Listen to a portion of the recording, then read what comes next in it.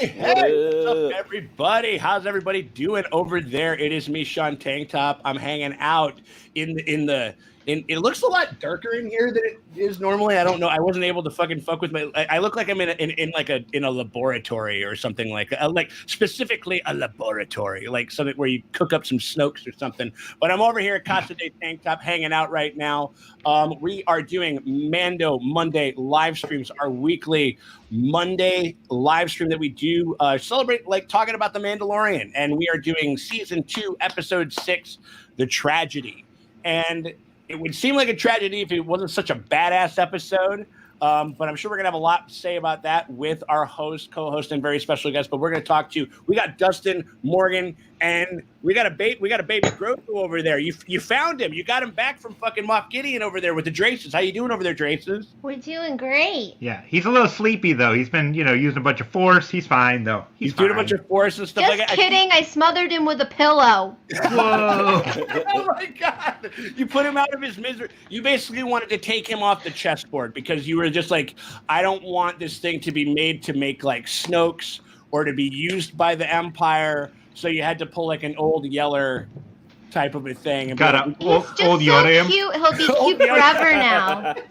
Now he'll be cute forever. Now he'll be cute forever. He'll never grow up. Exactly. Never disappoint me. It sounds like a Lifetime movie, just Morgan smothering Yoda before he becomes ugly. That's right. That's what. It's real dark. Morgan here, played by Kathy Bates, obviously. Yeah, it'd be an honor. 100%. And we got ourselves Maddie Ray, the lovely Maddie Ray, aka Moth Maddie, over there. How are you doing over there, dear? Well, now that you've addressed me by my proper Imperial rank, I'm feeling good. I didn't know. I didn't know that I was in the presence of an officer. You know what I mean? Like, before. So I mean, but now that I know, I'm going to be standing a lot straighter and stuff like that. ISL is a fun place. I bet. I fucking bet. And if you haven't noticed, we got ourselves up there in the top corner.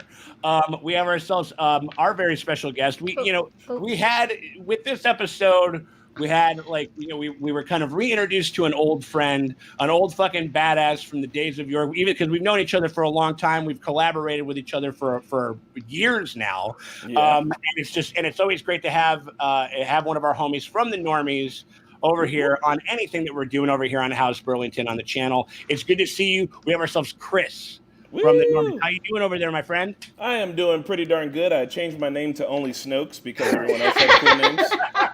Yeah, that's the bit here. Right? I would be remiss if I said that I miss seeing you guys this year. You're only 3 hours away, and I haven't popped up there, and it feels wrong. But we got next year.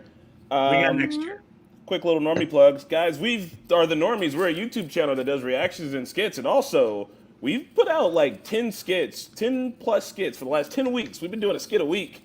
I've been going hard, real hard. I'm also drinking phase juice. My friend gave this to me. It's made by a local rapper. It's got vodka in it, so it should be clean. What's a phase juice? The rapper's name is Faisal, so nice. I like that. They're already getting ahead of the curve because I remember this is a big throwback, but like Nelly got into like the energy drink game with juice like back in the day or whatever. So I like the chutzpah on is it a young is it a new up and coming rapper or he does fashion mostly, but sometimes he raps. All right, a fashion rapper. Yeah. Hey, you got to diversify. Obviously, he's got I can fuck with that. on the brain. Absolutely, 100%. Yeah. Next time I see him, I'll ask him how he feels about Star Wars, and he'll probably give me the blank stare and be like, "Oh, Baby Yoda the shit." I'm like, yeah. Watch him pop out like a full dissertation and full complete ranking. Right. We're just let me tell you something about the Night Sisters right now. Even though that's your zone. Let's go. I love talking to people about Night Sisters. I know you know. Speaking of fashion. Oh yeah. All red and black, all nice, all on point. that's pretty much. I mean, that's pretty much all that you need to know. And I mean, and in case everybody wanted to know what we are doing, we are talking about season 2, episode 6, the tragedy chapter. What are we? Is it 15 now? Is it chapter 15 at this point? What are we on? Have I ever told you about the tragedy of Darth Grogu the Wise? Oh no. Grogu the Wise. Speaking of a tragedy, just so you guys know, we are doing a full spoiler thing. So if you haven't seen the episode, A, number 1, I don't know why the fuck you're here, but B, number 2, like, you know, if you are, we are going to be going through everything. We're going to be talking about all the spoilers, a lot of speculative stuff, and a bunch of stuff in the lore that I'm sure we're going to dip into, and a bunch of old extended stuff with like what with the appearance of one Boba Fett, who made quite a fucking re-entrance back into the fucking live action canon and series. But so we're going to start talking about all of that. Just if you guys want to know, if you guys want to get in on the conversation yourselves, you can send us a super chat for any dollar amount. So we will highlight your comment, question, or theory.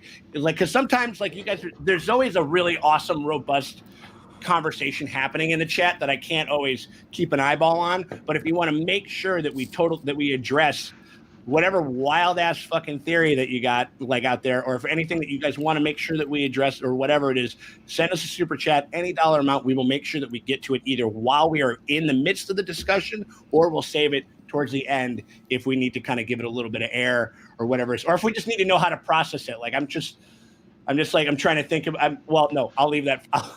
I'll leave that for the end because I got a couple of weird questions coming up towards the end, but. Kind of one big thing that I figure we should just kind of get into. Also, speaking of the tragedy, I had the fucking weirdest. The reason that I didn't, I was going to prepare like a little bit of a, what do you call it? A size matters not bit or whatever it was. But I was making myself like a shake, like a little meal replacement shake because I haven't had a chance to eat today, and I was shaking it. And I don't know. I don't remember putting LaCroix in the fucking bottle, but it exploded in my office. No, there's like shake on the ceiling. Oh god. There was shake all behind here. I somehow didn't get any on the gear on the computer. Luckily, so small blessings. It's a Christmas miracle. Like I mean, that was my tragedy fucking coming into this thing, but. Let's get talking about the episode right now. The tragedy, even though it had a lot of shots on the arm and it had a lot of fun stuff in it. Chris, let's take it to you as our very special and esteemed guest. Let's talk about our General Kenobi thoughts of the episode. General Kenobi. Hello there. My general old top off boy is that one, I really liked it, and it's giving me runner-up vibes from my favorite episode of Mando.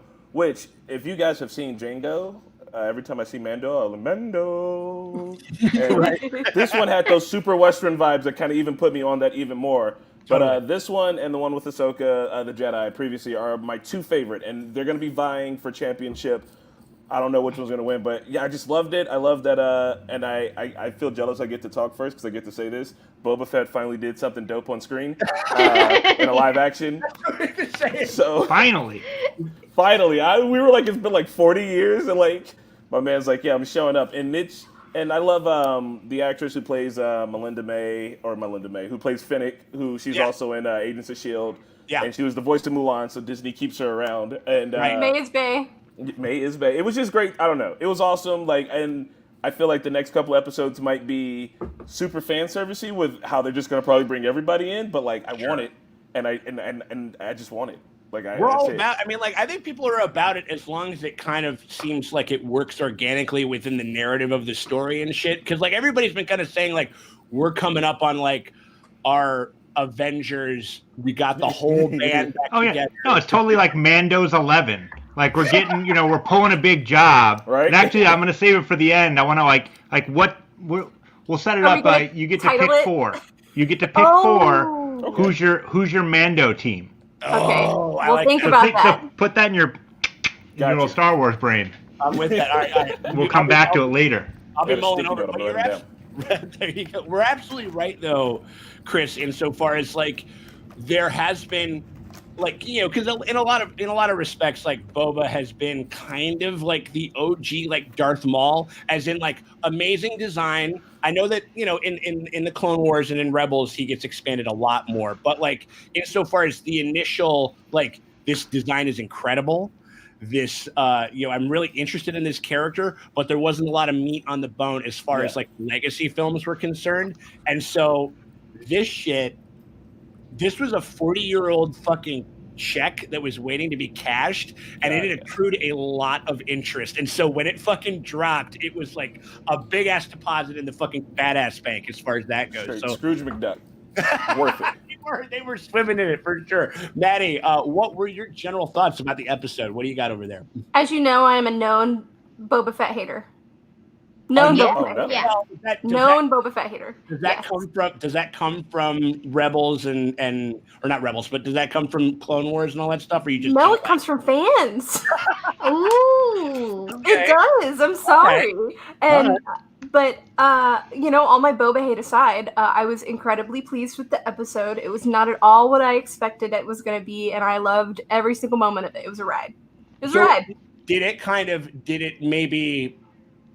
Did it tick up some of his stock in your in your opinion, as far as like, okay, there's like a little more going on with this character than there was before? Because before he was just like a cool design who got fucking punked at the end of Return of the Jedi. Like nothing, like he had all this fandom, but like he literally got it was like for what? Yeah. Knocked into a giant sand vagina monster by a blind guy. I'm sorry. So the only reason that I fuck with Boba Fett anymore at this moment is because of, well, this is a great way, and I know Morgan saw it earlier because she retweeted it. Jim Does a Star Wars, Obes Canobes on Twitter, if you know him, tweeted, crawling out half dead from the mouth of the Sarlacc and deciding to be hotter, cooler, and kinder is the sort of energy I want in my life. There we go. That's nice. It's my thing for 2021. So we're all crawling out of the Sarlacc pit. Okay. Hopefully so, we don't get 8 again.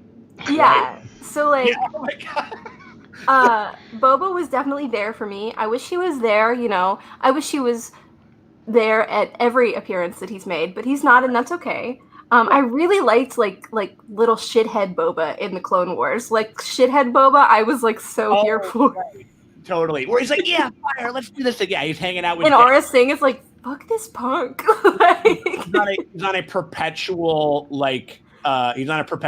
take your kid to work day with dad. Oh my God, yeah. He's just like a little petulant shit, you know. Also, shout out to Glorissa TV with our first. Thank you so much. We appreciate it. If you have anything that you want us to talk about, just let us know in the comments. We'll make sure that we highlight it. Thank you so much, y'all. Okay, cool. Draces, in general, what were your thoughts on this episode? What were you thinking? Into it. I mean, man, Boba Fett kicking ass.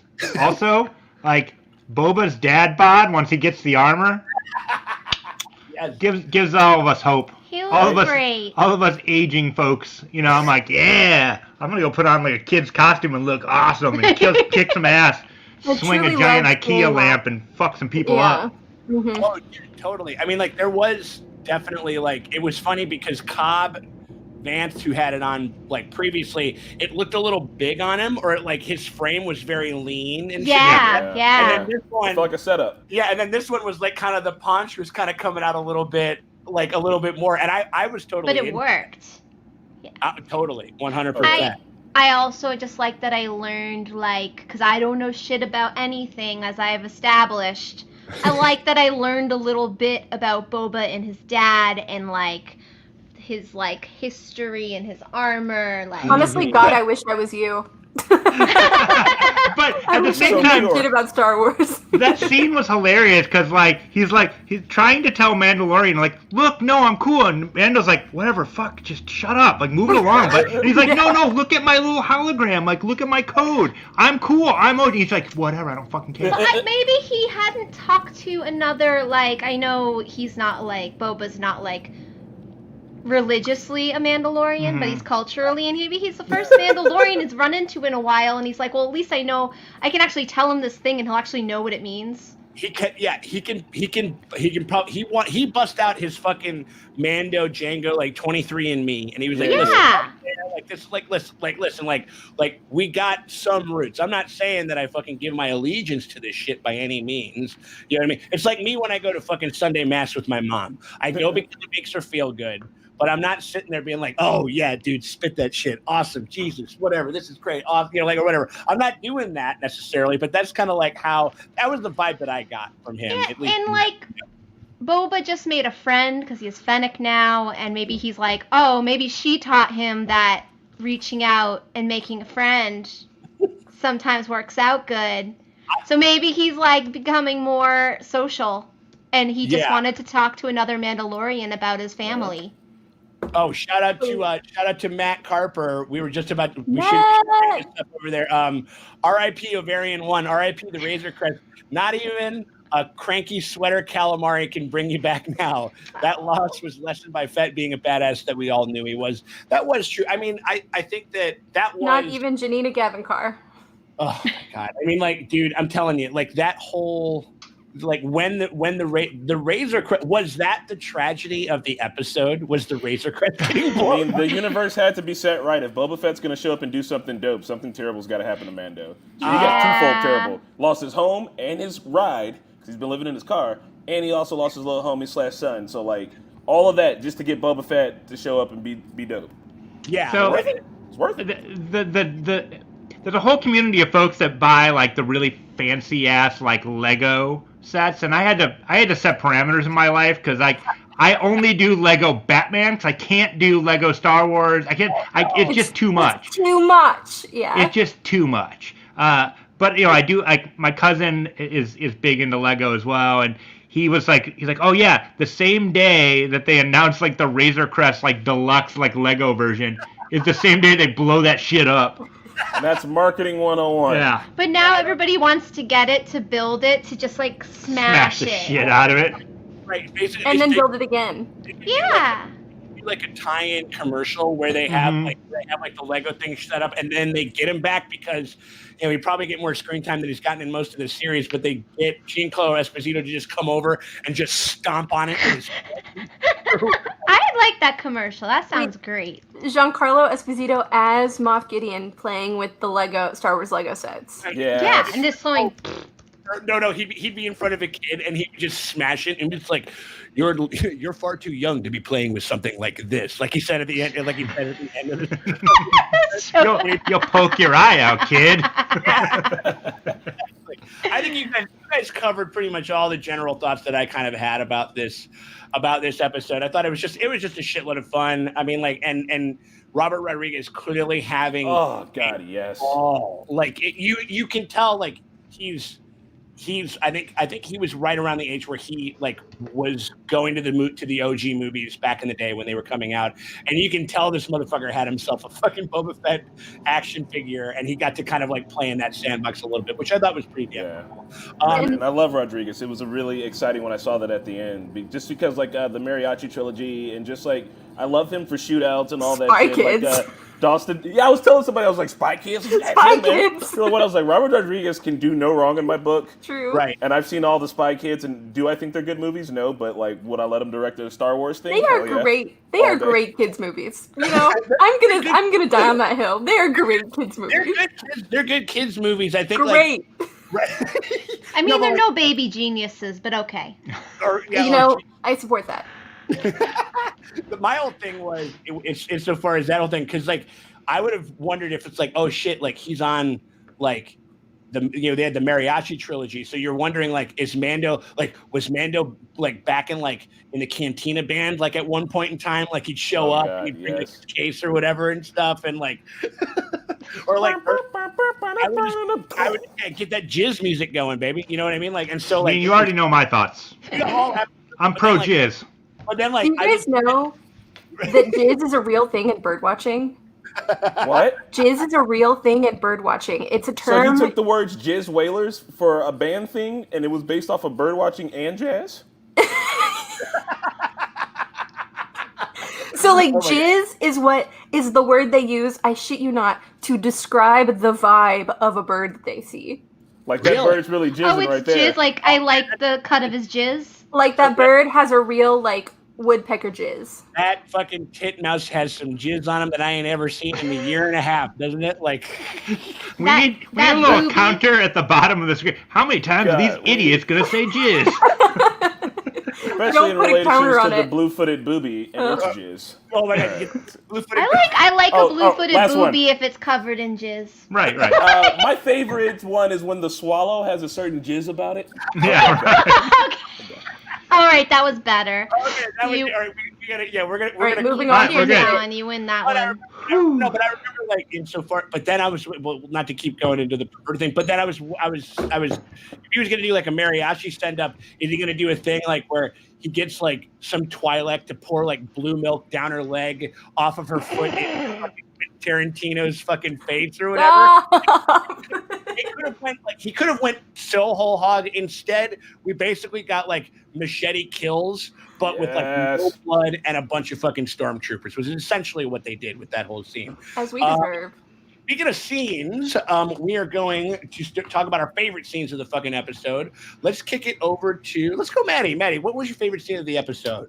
Honestly, probably when Boba says when Boba says I'm just a simple man making his way across the galaxy like my father before me. I loved that. Because it's a direct callback to Django, and B ties into the saga, the family saga of these kinds of stories, and which again ties back into my favorite part of the Force, which is the wills, which Baze and Chirrut are the guardians of, and the Force as like a narrative, the Force as a narrative force that pushes people through the galaxy. I love it so much. Mm-hmm. That was I remember, and again, like I've even somebody who is notoriously very hard on the prequels, like myself, like I thought I loved that little tweak of it. Like I thought it was something that I feel like Filoni, who loves the coolest thing about Filoni, he loves all things Star Wars, warts and all. He really buys into the whole thing, and so for him to kind of interweave that little like kind of nod to Django, I thought was really fucking great, and I adored it. I teared up a little bit when I heard it. I was like, this is the content that I need. Right, 100%. Chris, what are you thinking over there? What was your favorite scene of the episode for you, bud? So mine is twofold. My favorite visual and storytelling part is Grogu. Also, I recognize his name is Grogu. I will switch between the child, and Baby Yoda at will, and that's just how it is. Whenever you want to, absolutely. We call him Gogurt over here too. So little goat. Yeah. But him kind of sitting and doing in this almost like Buddhist-esque religious icon, kind of like with the fingers crossed and like right there.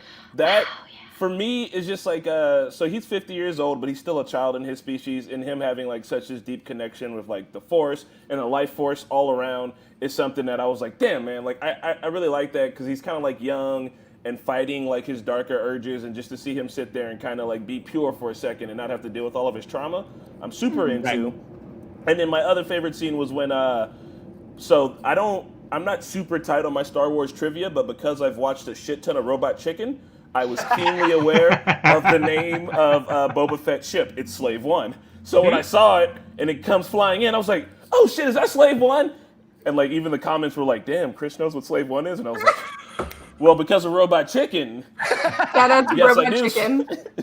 Right. No, I mean, like, and however you get it, I mean, like, there's a lot of, that's the cool thing about Star Wars is that it is such a cultural touchstone that there's shit that people who have never seen any of the movies know at least like a cursory knowledge of a bunch of things. And then like you start to get into like, you know, like you get into like either The Simpsons or Robot Chicken or Family Guy or any of that type of stuff. You can kind of reference all the way down. You're like, absolutely. I mean, like, and so like you can kind of sort of soak it up. If you ain't getting it from here, then you can be getting it from somewhere else. So like, Ahsoka it up. Ahsoka it up. I made that face and I looked at you and you knew.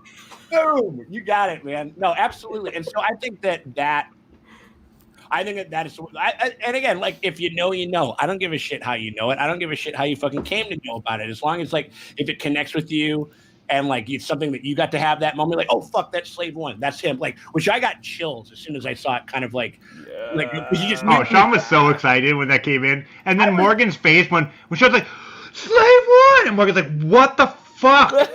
Like, what are you talking about? She was so like, why did you just say that out loud? And we're like, no, that's the name of the ship. She's like, oh, okay. Right. It just like blew her mind. Thing that we had to, I remember because we've been affectionately calling, again, R.I.P. to Razor Crest. We've been affectionately calling it the Ovarian One because it looks like a pair of ovaries, nice. and it's carrying a baby, and like and so, it not only carried a baby but it also carried unfertilized eggs. That's true. Yeah, that's true. So like very true. So it was like. I remember sometimes when we would be like, I remember we had a back and forth. I didn't end up keeping it, but I thought it was a funny back and forth. Where it was like, oh man, R.I.P. the rate, like R.I.P. Ovarian One, and like, and then Dustin was like, well, that's the Razor Crest. She's like, no, that's Ovarian One, and I'm like, no, that's our. I never learned its real name. No, that's the whole thing. It's like when I say, if I say like, oh my God, look at those little handcuffs on Gogurt, you would know exactly what I was talking about, but somebody else might be like, what the fuck are you talking? So I like the fact that I always like our own little like kind of like, I don't know, our little signifier, so we come up for on it. I would like to say, sorry, real quick, something that conversation made me think of is that the existence of a Slave One implies a Slave Two, a Slave Three, a Slave Four, and a Slave Five. In assuming, so like theoretically, because of how Boba was formed, theoretically there could be infinite Boba Fetts across the galaxy right now. Yeah. So what if Slave 2 was like Rockstar Boba Fett, and Slave 3 was like chemical scientist Boba Fett, and Slave 4 was like accountant Boba Fett, right. Like some like Rick and Morty rules. Are like you there's doing like a ton of Ricks. Could we get them all together for like a Boba Girls, like a Spice Girls band? Yes, or the Boba Boys. The dancing Boba Boys, where they try and figure out who they bring all these people together and they try to figure out who Grogu's baby daddy is. Oh my gosh! DNA test that baby. Yeah, we gotta get Space Maury on this bitch and find out what the fuck's going on and find out about where this kid fucking came. There's still a lot that I want to know, but I'm assuming we'll get there eventually. Draces, favorite scene of the episode. What are y'all thinking? Baby handcuffs, baby handcuffs, baby handcuffs. What a psychopath! I love it. They're so small. Why does the Empire own these? What did they do? Oh, they have a bucket of these. Moff was waiting for him. They have a bucket of those baby handcuffs. You know that. They're literally like, hey, will you make me tiny, tiny little handcuffs? And they were like, why? And he's like, don't ask. I want to be in that room. Just like where he has to explain it, and they're just like, no, like just tell me. Like, no, it's top secret. I can't tell you. And just like, dude, this is getting weird. Like, why do you need this shit? Like, or whatever. You know what I mean? Like, I don't understand why he didn't just learn how to like, you swaddle a baby to soothe it. They could have gotten like a baby swaddle where he's just cocooned. That had that thing on it because like apparently those handcuffs, like we've seen variants of that in some of the prequels and other things where it's apparently they're Imperial binders is what they're called. Oh, okay. And they will inhibit Force users if they're put on them, right? That makes sense. Depending, like I assume that the light, because usually they don't have the lights, they just are mag locked. As that's the Swarzy word for it, mag locked. But I think the light implies some sort of force suppression. So that's what I think too. Or it looked almost similar to the glow when Count Dookie Booty had fucking Obi-Wan in like that little, like remember he had him kind of suspended or whatever in that hollow cage almost. Yeah. Right. Like it kind of reminded me of that. So maybe it's kind of a play on that, but just a teensy tiny, like literally like a fucking quarter sized like wrist, like or whatever. But yeah, Morgan, I think I kind of had a feeling that but I'm totally into it. It's just the most adorable little puppet. And then to see him chained up like my pet monster. Oh. Yeah. And yes, it gave me childhood feelings of like. And yes, Maria, I did say Count Dookie Booty. I stole that from Dustin though, because I'll never be able to fucking to think of him in any other way. I played a lot of Star Wars Battlefront, people. Right. A lot of it. Right. So it's just like, and then Just also me getting fucking hammered drunk. Just Count Dookie Booty's gonna go fuck up some Ewoks. Let's do this shit. Well, then you just get to think about Sir Christopher Lee, like saying, "Oh my God, we got a kitty! What's going on?" Who's that? Sorry, I put in the chat. he won't I would stop like to see meowing. the kitty. So I thought I would show you guys Nice the to see kitty. He won't shut up. His You name's murder- Bodhi from The Wire. Oh, nice. Oh, perfect. So, Chris, here's a fun fact. We've bandied about the idea. Maddie has never seen The Wire. So, Oh my God. So, Sean and Maddie are talking about maybe doing like a Wire rewatch. Like a Wire rewatch, a Wire live stream, Wire Wednesdays or something. Like I think that's something we've been talking about for a minute. And the other person because we've had him on the show a couple weeks back, Emil was very interested. So like me and Maddie and Emil talking about the Wire, I think that could be a lot of fucking fun. Mm-hmm. Yeah, Do it. so Please do it. Wait, It's the Mando of Baltimore. Yeah. So I'm here. I like That's that. true, but I am We're excited using the for Mando- every moment. I'm going to say, "Oh, that joke" every Yeah, time. Yeah. you're gonna finally get it. Yeah. Oh, that gif. Oh, that meme. Or whatever. Yeah, a lot of that. But shit. they were using Mando as like, oh, that's good. Like, oh, that's totally Mando. yep. Like it's Yep. like how awesome is that we have a Star Wars reference? Like, oh, that's so Mando. It's amazing. It's so great. Totally. Oh my God, Dustin, did you have a favorite scene? I really love the idea of Tamara, Boba Fett, like being like, no, we're gonna help you. Like we made a deal, and then just going and fucking just smashing some goddamn skulls. Dude, And- it was unbelievable. Like just like so cool. Yes. Yeah. Ugh. Your feet, like- your feet, your Was feet. he more badass without the armor? Or I think it was an equal level, but he was so fucking kick ass with that gaffy stick. Man is Yeah. not Yes. afraid of shit. That's No, all I it's can awesome. say. Which is crazy because I don't know if it speaks to how shitty the stormtroopers are. That there's like 10 of them with guns, and my man has a stick, and he's out in a desert, and he's like, "Oh, I'm about to put it to you." Like they're Well, trash that- enough, and he's this good, and he's just like, My whatever. favorite moment is when he like just goes up and he's got like the hook on the other end of it. And he just goes yoink, and just like takes away their gun. And they're like, There was that one moment where it's like it was. There was some ferocity to that fighting that I feel like Robert Rodriguez was one of the directors that would really try to tap in to that type of shit. Because there was that one part where he takes the gaffy stick and he just like fucking Mortal Kombat impales this dude, and he's got like this crazy like murder face on and shit. And I was just like, Jesus Christ! Like it was taking it. Morgan has famously talked about how she wants like blood and guts and like and shit like that. Like and this was Always. about as close as we were gonna get. I think Robert Rodriguez was just like, I'm gonna take this, not that it was crazy, but it wasn't crazy, but it's just about as violent as all Star Wars. But like just the ferocity of it, I felt like there was just a couple, especially just like that murder O face that he was fucking making when he was like, like I think it's the. Well, that the was like a blood-formed haka trauma. face, right? right, yes, 100%. Yeah. Like just the fact that in Star Wars people are usually on a planet that's blown up or vaporized or like cut in half, but this is like blunt force trauma. It's something you can imagine happening in our universe pretty easily. Like, some dude crawls his way out of a sand vagina and beats everyone to death with a stick. You're like, that could happen. But like, it feels a little Could more happen to visceral anyone. when you know that those stormtroopers probably aren't all dead, but some of them have very serious concussions, and like, Right. there's no space medicine for that. They're just fucked. They're gonna fall asleep and like go and slip into a coma. It's gonna be awful.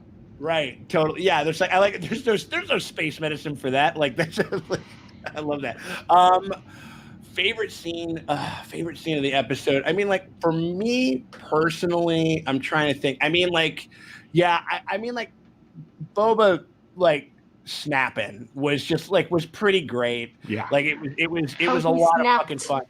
Yeah, he's like, dude, like, yeah, he totally, like, when he shows up and it had that one moment of silence right before he landed down, and I don't know, it was just, I can't imagine what it was for, there were some people, like, on our comments for our reaction, where they were like, I saw this motherfucker in the theater, and I've never seen anything like this in live action with this character before. It was a lot of, like, I don't want to say nerd rage because I think nerd rage in Star Wars is not something that I necessarily want to ever see fucking mix ever, because we've already seen what that looks like and it fucking sucks. But insofar as like there was just a lot of pent up, like just I don't know how to say it. They were just like no, we can do all the things. He's got rocket launcher on his kneecap for some reason. It was like nerd mania. You were just like in like a episode where you were like, what? We keep going back to like how video gamey this show kind of is, and it was a button mashing moment. It was like all the fucking combos, like all the fucking combo breakers and shit. So like that was among. I know that was where I was having the most fun. The opening scene where he's just having where he's kind of preparing himself to say goodbye, where because he's like, I'm gonna hook this kid up and then I'm gonna give him away because he needs to get trained. Yeah. You know what I mean? And there was kind of that, and then that led to the fucking windows down moment and the little flapping ears, which I thought it was so great. And so I thought that was kind of like. And from there, I remember I said in our video, it's like, oh man, they're queuing up, they're laying into this cutesy shit really hard because they're gonna fucking be emotional terrorists with us a little bit later, which they were. So let's get into the episode most valuable player, the MVP of this episode, Chris. What are you thinking? Who is your MVP of it? And this can be a filmmaker, actor, whatever it is. But who are you thinking? All right, I'll not do the Rodriguez, and I'm gonna go for Ming-Na Wen, Fennec, oh, hell yeah. Hitting the and if you guys have seen the Normies reaction to it, I said it was a 360 no scope, but actually it was a 180 no scope. Very reminiscent to when Antonio Banderas goes off of the top of the building in fucking Desperado. Yes. And so at the moment, I thought 360 no scope. I thought it's like a Call of Duty shutout because I'm a Call of Duty fuckboy. It's very obvious.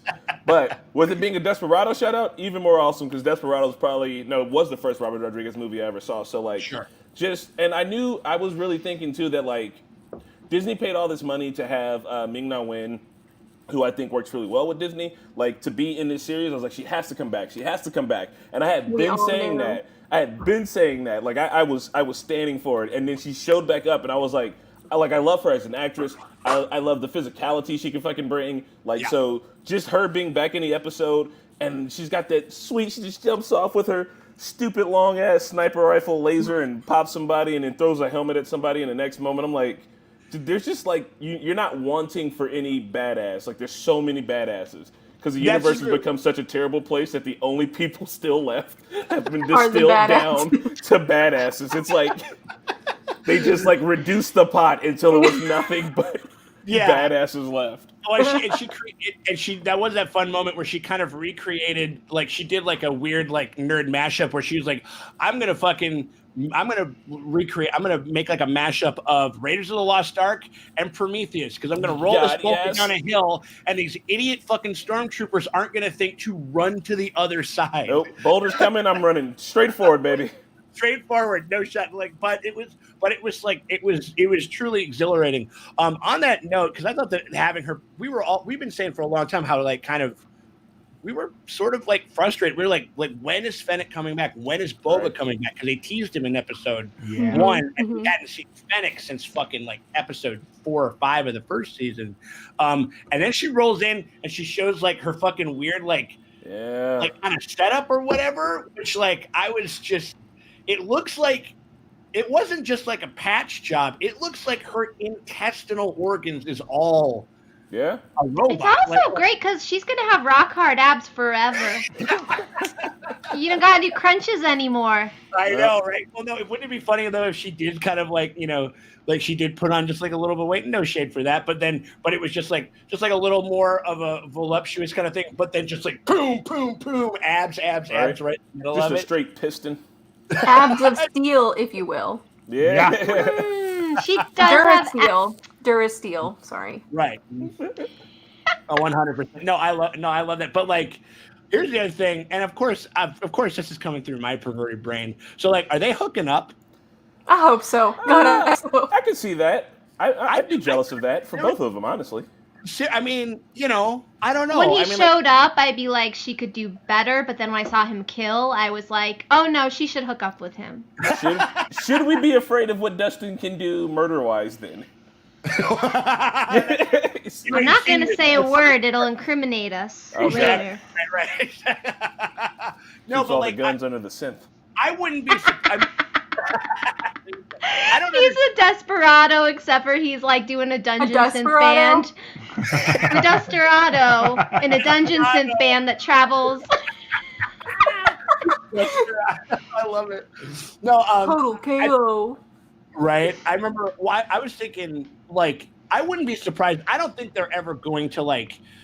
I'll be very surprised if they like literally like have like an on-screen kiss or something like that. But there seems to be some type of a relationship. I don't know. I mean, like you can definitely tell that they trust each other, and they're like kind of.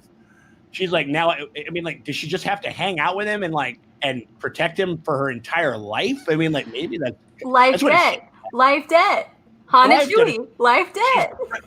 Right. I mean, like that's what I mean. Is that just like an unspoken?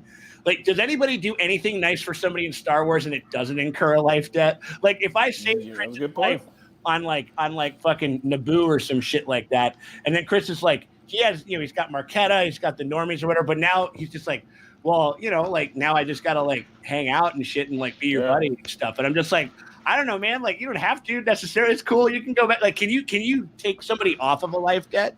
Can you do that in Star Wars? You gotta kill them. you probably can. It kind of depends on the circumstances and contracts of the life debt because Star Wars is such a multicultural place of like hundreds of, if not thousands, of planets and cultures and societies. So God only knows. Sky's the limit. So it probably pivots from person to person. Oh, shout out to Thomas over there, Chris. I'm a huge Normies fan. Love the crew. Maddie, please don't eat my what is it? Eat my mid-race. From my Twitter display name. From my Twitter display name is Evelyn KDA. You're super hilarious. All right, right on. Yeah. Awesome. So my Twitter display name is Evelyn KDA eating men rights. Like Evelyn DA's rights to eat men. So I'm not going to retract that. She has every right to eat any man she wants. I just hope it's not you, Thomas. Thank you. Damn straight. And we appreciate you, Thomas. Thank you so much, buddy. We appreciate you. Cheers. Cheers, man. All right. So, anybody, who else has got the MVP? Who else's MVP is over there? Who do you got over there, Drace? Or Maddie, go ahead. Oh, no, you guys can go. It's fine. Okay, cool. Drace, what do you got? I mean, if we're going by Oscar rules, I guess we got to give the In Memoriam MVP to the Razor Crest. Yeah, dude, for sure. Very reasonable. I was gonna go, my first instinct was Fennec, but then I'm like, oh, but Boba is the reason we got Fennec back. So I guess for this one I'll have to give it to Boba, but she's gonna get extra points going forward because she has a MVP coming her way. Sure. I mean, like, I'm wondering just how this whole crew is going to assess. Like, is it gonna be literally like Boba, Fennec, Karen Dune, and Grease. then and like Chief Grief, and then Bill Burr, and like and it's gonna be everybody? Do you think they're all gonna be in there, or do you think they're just gonna pick up Bill Burr and go make it happen? I think it's gonna be not acknowledged whatsoever, and then Grief's gonna look and say, "They're here," and you just see every ship in the galaxy. Oh God! Look at the Rise of Skywalker. Yeah. Or is it gonna be like that moment when like all of the female characters showed up in Infinity War? Or like just like literally everybody we've met this season like just shows up. They're like, and you have my axe. Just like. Dun, dun, dun, dun. Like, yeah, we also have like a mystery Mando's date too. We have the mystery date of whoever picked up the Wi-Fi signal. Yep. Or whoever opens the email and decides to RSVP. So some Jedi we're gonna get. Also, if we're gonna go get Bill Burr, why are we not getting like Clancy Brown and what's her name from Harry Potter? Like, why are we not getting them too? Because she was a badass. No, totally. You want to know why though? Probably like Bill Burr got a lot more currency, I think, just as like a that guy Bill Burr, that's so funny or whatever. But also they don't have to spend a lot of money getting him into makeup. There we go. You Yeah. know what I mean? Okay. There's a shitload of. I mean, not to say that I don't think that. I mean, I don't know. I don't know what their weird fucking like what life blood debt you fucking put down to be in a Disney property. I don't really know, because I'm assuming they signed Bill up for like a couple of appearances. Like we're gonna option this plus like we get you for 3-4 more episodes or whatever. Maybe, I don't know, but like but also just like there's just like a little bit of just like Billy Redface, like, so I don't know, like maybe that's the reason, but. Yeah, I mean, of course, because they could. Well, I don't know. I guess he's like, is he the most likable, or like the not as big of a dickhead as the rest? Bill Burr being the most likable. I think Bill Burr is just the most in the show. Like he's like the leader of that group, though, right? So for them, it's like we need the best of the best. So you don't get the underlings, you get the dude who put the team together. But also, I don't know, Bill Burr is just gonna show up and talk a bunch of shit, and it's gonna be hilarious. Space Boston. I think we all know I'm that. here for it. Yeah. Right? No, right. That we've talked about that before, Chris. Where we're just like, what you can do that with Werner Herzog or Bill Burr, because it implies that there is a planet of people that talk and sound like Bill Burr. God. Just like everybody decided that it was Space Mexico after Rogue One, because that's the planet Diego Luna is from. Totally. Mm-hmm. We're just like. So I got this little fucking guy. Diego Luna's from. We're gonna fucking bust him out. He's especially attuned to the fucking Force, dude. Like it's gonna be. M is for Mando instead of F is for family. Oh my God. Just wants to go in and like I want him to do it. I don't know. I've got a weird spot for Bill Burr, so it just makes sense. I don't know. He's the most popular of the people that they had in on that episode, and right. He's also got like just asshole charisma. He does. Yeah. Oh, and he definitely like Clancy Brown was cool, but he was kind of one note. Whereas like Bill Burr's character was like actually like, oh, that's fucking cool. Like those little like alien like Doc Ock guns, fucking rad. And now they have like 2 sharpshooters, I think. So there's going to be some interesting kind of things that they do. That'll be fun. We'll talk about that when we kind of talk about what's going to happen in the last 2 episodes. And who else do we got? Maddie, MVP. My MVP, yes. My MVP is this one goes on a bit of a journey. So settle in. We're gonna go on a journey. My MVP is the person who probably of his parents who bought Pedro Pascal his Boba Fett figurine that he played with as a kid, because to go from being a cool little badass whose parents were like freedom fighters and resistance warriors to like literally like they like fought dictatorships in Chile and stuff, to growing up, becoming an actor, becoming one of the hottest actors alive, and then also starring in a Star Wars movie and getting to act and fight with Boba Fett with that little Boba Fett figurine. Like, just what a good story. That's pretty. My MVP. That's about it. That's his heartwarming. Well, that's very similar to the guy who plays Pershing, where like didn't you say like he always wanted to be like an officer in the Empire? He always wanted to be a hologram. He always thought that was the coolest thing. Oh, yeah. He got to be a hologram. I want to be a hologram, and he makes it happen. And Pedro aimed a little higher. He was like, I want to be Boba Fett. I want to be the Mandalorian. Right. Man, I actually didn't know any of that Pedro Pascal stuff about his like family being freedom fighters and shit. And now I'm oh my God, it's even so more cool. geeked about him. I'm literally going to open up a tab and like, hang on. This is the rest of my night after this. Just in case you guys don't know, I'm going to just pull up this right now. Hell yeah. While you're doing it, we'll give a little shout out to TX. Alec. Thank you. Thank you so much. No, $6.60. Like, execute order $6.60. I appreciate that. I appreciate that very much. I see you, motherfucker. I see what you're doing over there. Don't listen, little Grogu. Little Grogu, right? Right. He's traumatized. Shout out to Patrick over there, who coined what I've been calling the Dark Troopers as Urukai Master Chiefs. Yes. Which is a very apropos thing. But do we think that Gideon will be trying to teach something nasty to Grogu? He seems to talk to him with some kind of personal rapport. I think he's trying to get him to go full Sith. Yeah, when they get little Grogu back, he's gonna have to unlearn some stuff. But I'm here for it. Like, I can't wait till he gets in his terrible twos, and they've got to prime his force ability to harvest the midichlorians, to use them to throw in the jar of Snokes so that they I can mean, make it he's angry and he's scared. He's a perfect candidate for the dark side.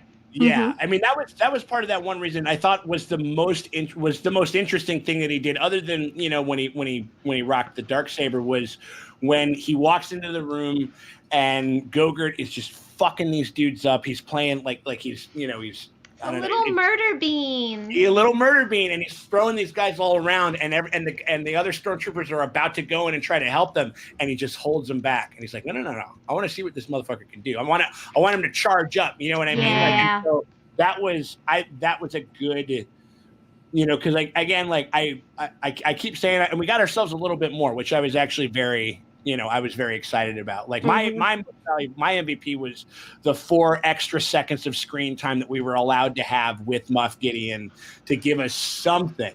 And it was, but I thought it was more than we're accustomed to. I think that they're going to kind of keep expanding it, obviously. And I think that final scene was a little bit of a lead into that, because that's what I want to see. I agree. I want to see him fucking around with just trying to get him, trying to gin him up, and just kind of, we can see what the end game is for him. I at least want one monologue. Just a monologue.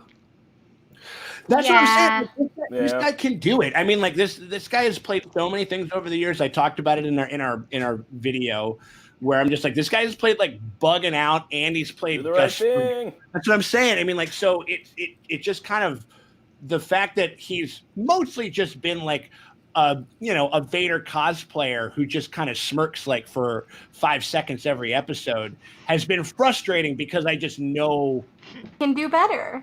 Yeah.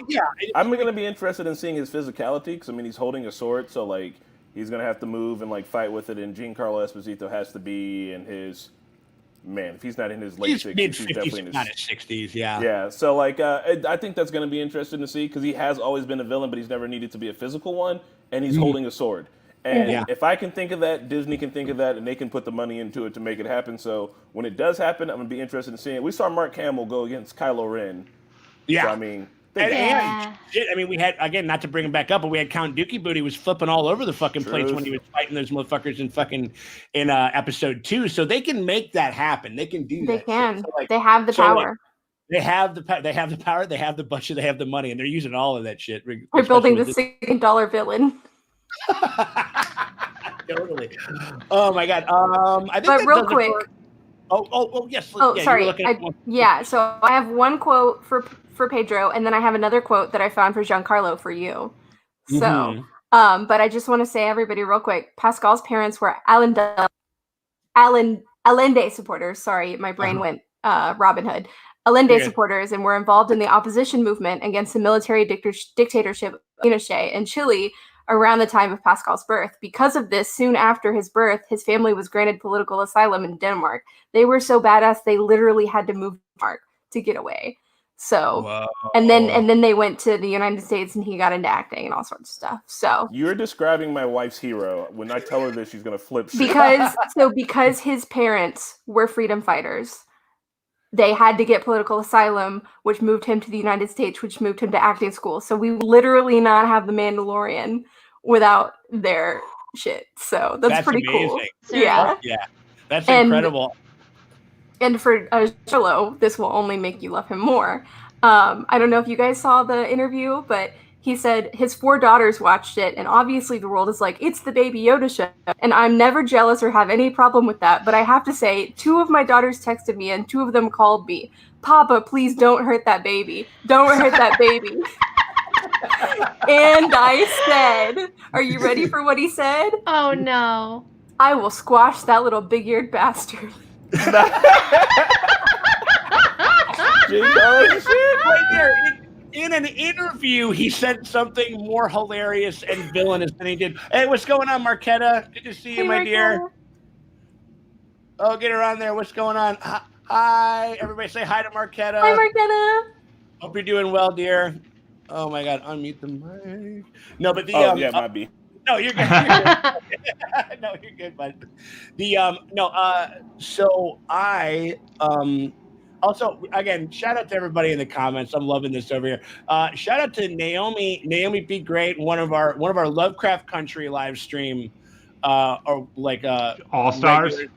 All Stars for sure. Grogu is definitely taking Moff G's eye out. Nice. Interesting. Nice. If we're gonna because that's the other thing. It's like depending on how quickly we're gonna rev up the Thrawn engine, and again, like if we're going to, then it's just like, and we're not gonna really kind of do much more with Moff Gideon, then we just gotta fucking take that Beskar spear, fucking shove it straight through his fucking head, and just get him out of the show. But if we're gonna keep him around, I would love to have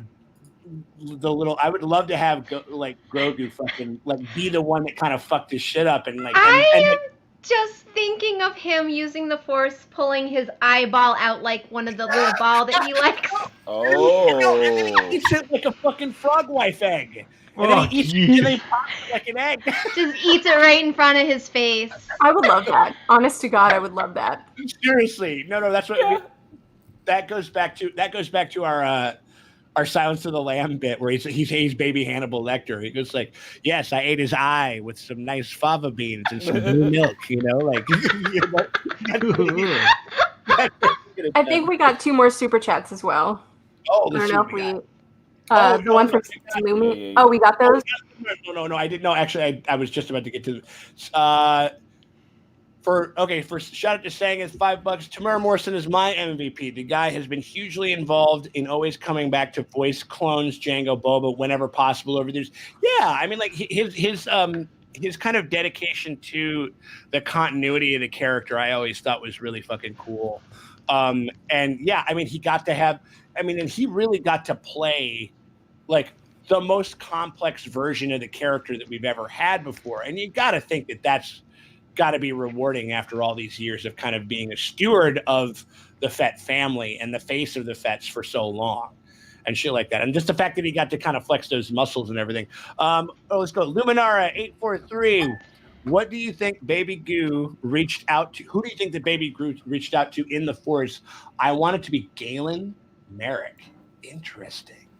I don't know who Galen Merrick is. He's the guy from he's the apprentice from Force Unleashed. Mm-hmm. The only other Star Wars games I played. I want Kelleran back. I want Ahmed Best to come back and have his redemption arc by being the Jedi that saves Grogu. That's what I want. Actually, you know what? Jar Jar would fit into the Mando worlds.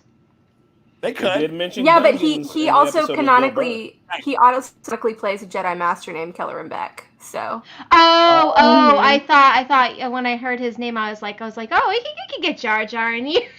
You were so down. You were so down for it. Some people had said that Kyle Kestis could do it, who is the kid from he could do that show that they shoot in Chicago where people have a lot of sex and do the Shameless. But should he? That one. You mean the Joker from Gotham? You see, yes. I thought he was a twin of another Joker or something. What's his name? Cameron Monaghan. Cameron Monaghan. Yes. Yes, I didn't even have to look it up. I just looked at my space bar and it was like Cameron Monaghan. I'm gonna go super basic with that, and I'm just gonna say that this is if this show does bump up against any Skywalker or Palpatine, like in like in a pretty real way, it's gonna be this moment. But Grogu is going to be like, I don't want. Oh, you're good, Chris. Grogu's going to be like, I don't want to live that Jedi life. I don't want to. Yeah, because the Force has to go to sleep. The Force has to awaken. Exactly. I think that he's going to exactly, and so I think that he's going to be like, no, I'm good. I want to kick it with Pops, and I think that he's going to eventually be the titular Mandalorian. He's a Mandalorian. Yeah, and so I think that what we're going to get, and I'm calling it now, and I'm probably going to be wrong, which is normally my zone anyway, but it's go big or go home. I'm having my uncut gems moment where I'm going to be like, we are going to get the Luke Skywalker version of Vader going fucking full ham in Rogue One. That is going to happen. He's going to help them out in a pinch. He's going to fucking snap and do all this fucking crazy bullshit, and we're gonna get that bullshit moment that everybody fucking wanted from Last Jedi, where he gets to fucking just do like all of his cool crazy Jedi stuff, and it's gonna be awesome, and I'm gonna love every second of it. and then Grogu's going to be like, I'm not about that life. And then I think that we're going to kind of take. So what I was saying real quick, I'll catch up, Chris, but I was talking about like, who do we think is going to show up? Who do we think that Grogu's like called out to? And I'm thinking, I'm going full basic. I'm going to be like, it's Luke Skywalker. Luke Skywalker's going to show up and we're going to have a Rogue One moment, but with Luke. Okay. Where he is it going to be Sebastian Stan? I saw that. I mean, he looks a lot like him. I mean, like, and this show and Filoni especially has had his ear to the grind. He's had his ear to the soil as far as what fans, as far as fan casting and stuff like that wants. They seem more willing than ever to do that type of shit. So if it was gonna happen, it's gonna happen now. So I think that'll be as close as we bank into like the Skywalker saga, and we're gonna get like this big kind of everybody's just gonna just fucking cream their jeans collectively while it happens. It's gonna be amazing, and I think it's gonna be fun. I personally wouldn't want it. I'm tired of Luke. I love this inclusion of all these like video game characters, some that I know and some that I don't. I really love that. I think that that's a much more fleshed out way to service the fans that have been playing those games and build a live action universe in a better way. I'm not saying that this is a good decision. I'm just saying that that's what I think they're going to do, because they're just very very focused. It seems like, especially this season, they just like, let's pay, like, let's cash all these checks as far as like what people want to see and stuff. So I think that's what it's going to be, but we'll see. I trust Filoni and Favreau and everybody in like working on the project, and I've always said this before, that like I do enjoy the Skywalker like line of stories, but if they brought somebody I didn't think of or something like I want to be surprised, I guess is what I'm saying. And I think that the whole entire internet has plans for it. I'm not talking about Rian Johnson Surprise, which I enjoyed that movie. I actually did like it. I just rewatched it, but like, just surprise me. Like, I don't know who I want it to be, but if it's, I don't want to be able to speculate it. I want it to be something that's like, oh, that's a little bit interesting. That's a turn that I wouldn't have thought that was coming, because I think that Star Wars is so deep with so much lore that like when people sit around and talk about it, like eventually we're gonna come up to the right answer. So like, let's see what they can do that's surprising instead of doing exactly what people think they're gonna do. It'll be whoever it's right to be in the moment. Yeah, I think, and I think that even insofar, I guess, bless you, Morgan. I think the only thing that just points me to Luke is just because they don't have to cover much ground. If they were to bring in like an Ezra, or if they were going to bring in something, you gotta sort of have to have a moment where you explain who that guy is, because this show kind of at least operates for the most part as if like you can watch it and not have seen, have been into the extended universe or watched like Clone Wars or Rebels or whatever.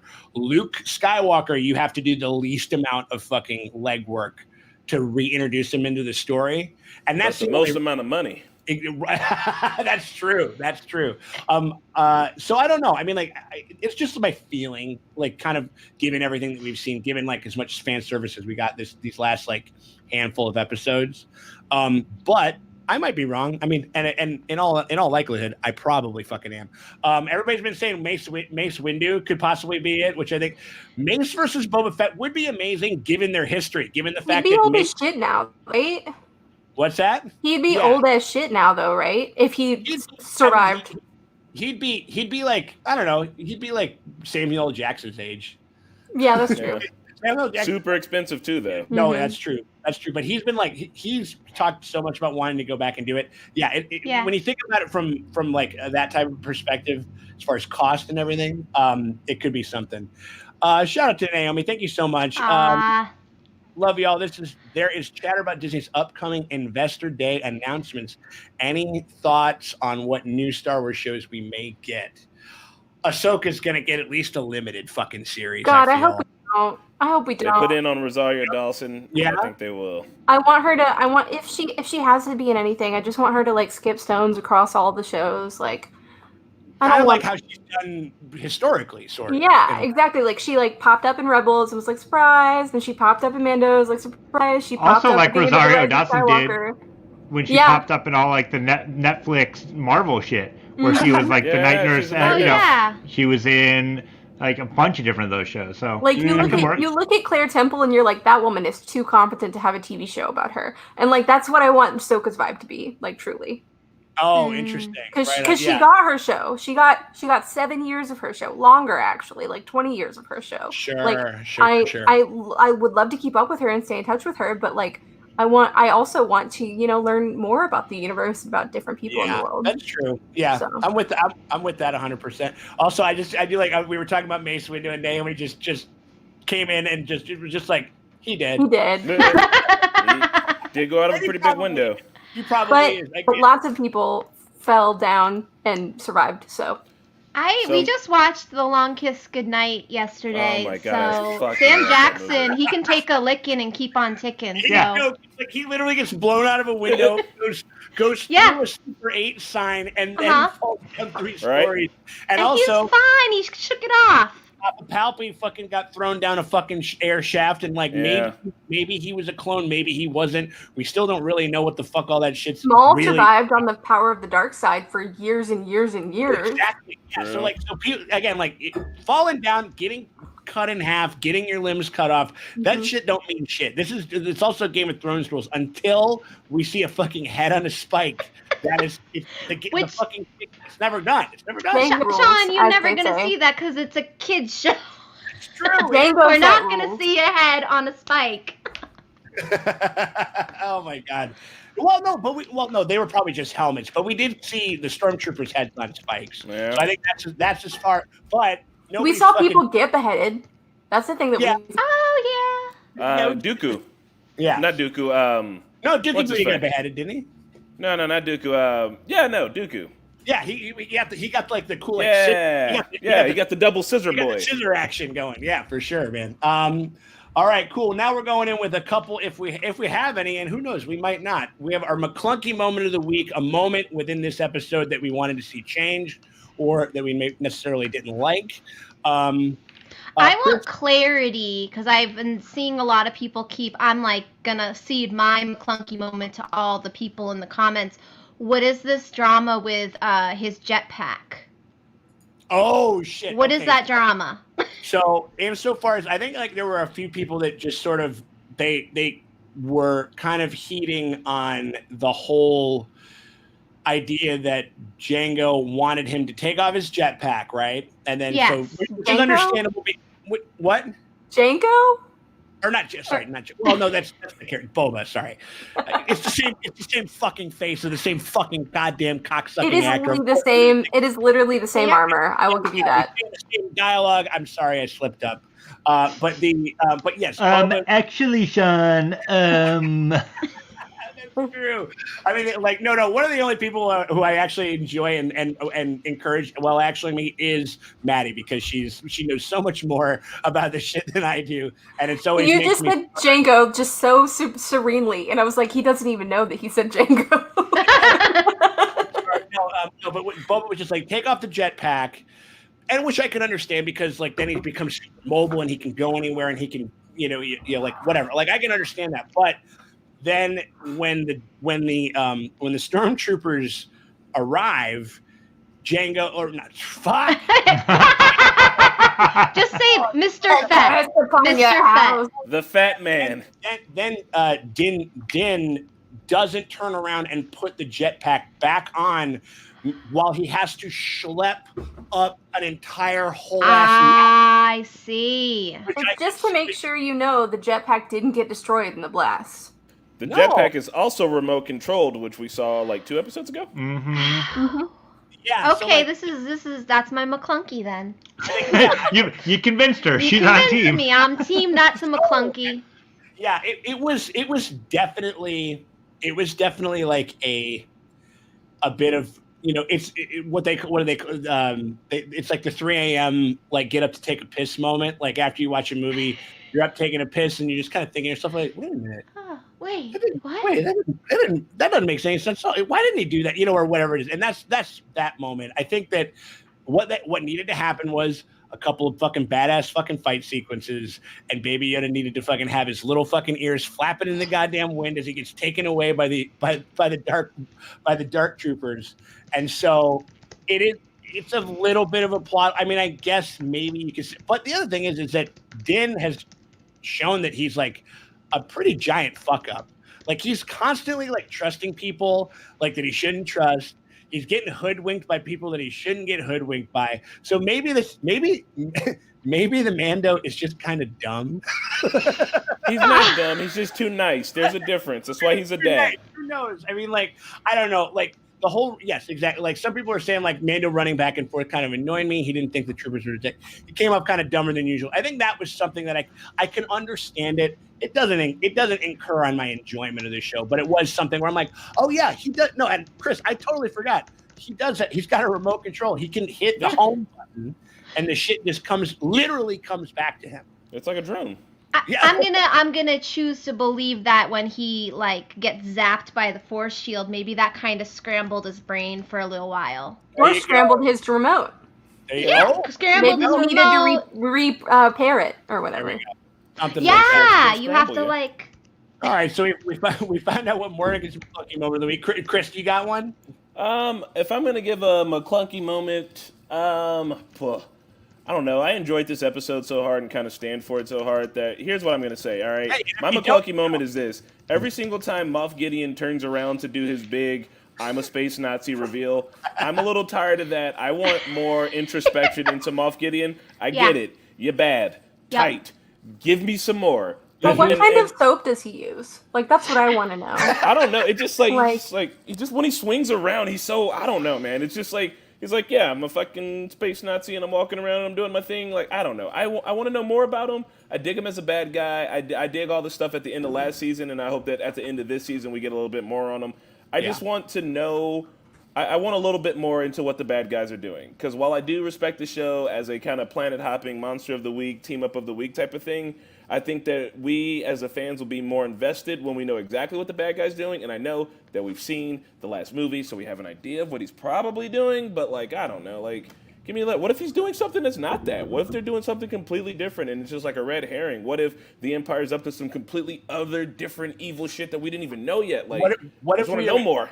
What if there's, because like anytime there's a vacuum of power, splinters sort of form, and it's just like where it's like no, I'm taking my squadron that I had in this fucking system, and we're gonna start working on democratizing the force amongst the rest of the like our actual soldiers. That could come into hand like a lot. And you've seen it within the Mando where there's different Mandalorians with different creeds because they did have a power vacuum and all got splintered off. So I don't know. I'm just saying, I want to know what the bad guys are doing that just isn't, we're doing the thing from the last movie you saw. Remember that? How about this? Death Star 3.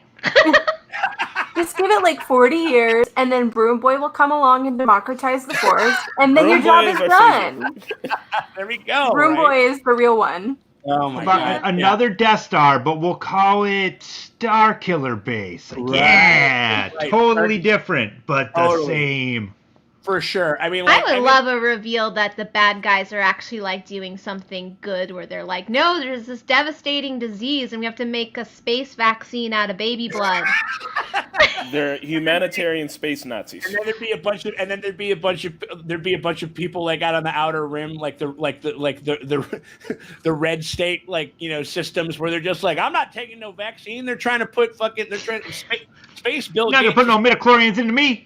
Right, exactly. Like they're not going to put a micro midichlorian chip into me. God damn it! I'm just not going to happen. Even though, I still give away all of my information with my fucking phone. You fucking idiots. But anyway, Points. They were made. Exactly. McClunky moment of the week for you, Maddie. What do you got over there?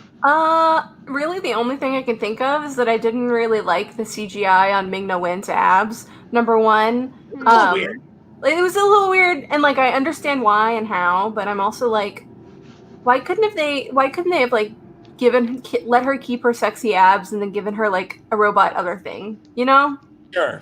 Or even they could have even had like a Kylo Ren-y nano healing thing or something like that. Like the synth weave, yes. Because literally it looks like he replaced her abs with like a Ford F-150 like V6, like it's like moving around and doing all this weird shit. Like, first off, where the fuck did he get that, and who did it? I didn't know that he was a fucking robot surgeon. Like, secondly, like that. What if they had just? What if she lifted weird. up her shirt and he had just duct taped her back together? I put it back in. I put the tape on. It's fine. Yeah. Like, did she lose intestines? Can she still poop? So that's what I think the pumps do, is they probably move the fecal matter from where the stomach holding bag is at, Sure, all the way out to the back hole. Yeah, that's right. Yeah, I mean, like, you know, it's one of those things, and now that the cool thing is that she doesn't like have to kind of worry about it, just collects it. She can just kind of dump it wherever, so she can sit in the foxhole with the sniper rifle. Can she huck it at enemies in a fight? You know what? I feel like if we're gonna find out, it's gonna be in the finale when we get to the big Avengers Assemble thing. It's just gonna be... And to further that, though, I do wonder, and this isn't being gross at all, but like, what does it run on? Like, because I think they never really explained that with like Luke either. Like, and it maybe it's somewhere deeper in the lore, but like when you get robot synthetic parts, like what do they run on? They need power. Hers were moving. Like what powers them to move? They hook it up to your nervous system, and your nervous system is just electrical impulses. And you're like, it's sort of like the Matrix, like how they use people for batteries and shit. Like that's kind of, I imagine that's what it would be. Like, yeah, shit, Mando, yeah, science. Like, that's Mando's insightful, absolutely, for sure. Like that's why Darth Maul is pissed forever, because he can't take in shit. That's what all my life I've been on Dathomir, not able to sit on the fucking can, which is driven as my singular hatred for you, Obi-Wan Kenobi. Like that's what he's thinking of, like, out there for sure. That was actually a very good Sam Witwer Maul impression. I'm impressed. He's great. No, I think I went back and watched a bunch of like clips and shit like that. Like he's I mean, like, as much as I enjoyed the original voice actor, which name escapes me off the top of my head, he's awesome. Sam Witwer is fucking a big Star Wars MVP. He's a big fucking MVP. Yes, he is. He's the what's his name? The Star Killer. The original Star Killer. Yeah. In that Force Unleashed game or something like that. Right? Yeah. Any more McClunky moments? No, I said mine. We're good. We good? All right, let's move on. Actually, there wasn't that much. I mean, like, other than I could see the little. It was pretty action packed, so there wasn't a lot of like. It's just moving, man. It was just hitting us with all this stuff. I mean, like, going back, it's like, yeah, the jetpack thing could have came in handy. It'd also be fun. I mean, like, I'm looking forward to jetpack fights with the flying Dark Trooper guys. Like, I'm looking forward where to you those do the move where you get them to smash into each other or something. You know what I mean? Like, I think that's going to be like that, like an aerial fight, like a dog fight, but with soldiers and Mandalorians. Like, that'll be pretty fucking boss. I think it could be really fun. It seems like that's where they're going to be going with it. It seems like Bo-Katan's going to have like a Knights of the Vale moment and fucking roll the fucking, like, right when they need him to, and have a big fucking to do with the Dark Troopers. Is what I think. Is that our next section? It's gonna be yes. Let's get. Well, this kind of is in between McClunky, or it's like poster. Little Goat in the chat asked the question that I was going to ask the crew here. Why didn't Boba Fett take the armor from Cobb Vanth? He seems like he is a badass with a old Jedi-looking schmuck. Like, why couldn't he have gotten it from him on Tatooine? He was respecting Cobb Vanth. Huh? I got nothing. No, I was thinking, what if Boba? Because as we said, he's he's kind of a chill dude now. He might have seen the if he was like kind of spying on Cobb Vanth, he'd be like, ah, shit, like, my armor's doing a lot of good right now. And then when he saw Mando take it, he's like, now's my chance, since he doesn't want it anymore. And Mando, who knows what he's going to do with it? I don't know this guy. I need to make sure that it's, like, in the hands of somebody who's worthy of it. But if not, I'm taking it back. That's my own. Oh, I can see. I mean, I like that plays into. He clearly has had, like, I think he says like a line to Fennec where he goes like, he said something about like like how the fate sometimes like smiles upon things that have been thrown away or something like that, things that have been left for dead or something. And that's kind of what I think emotionally kind of unites them. And that's kind of what has signaled his change. I want to shout out Patrick Boyda, his comment. Boba took one look at Cobb Vanth.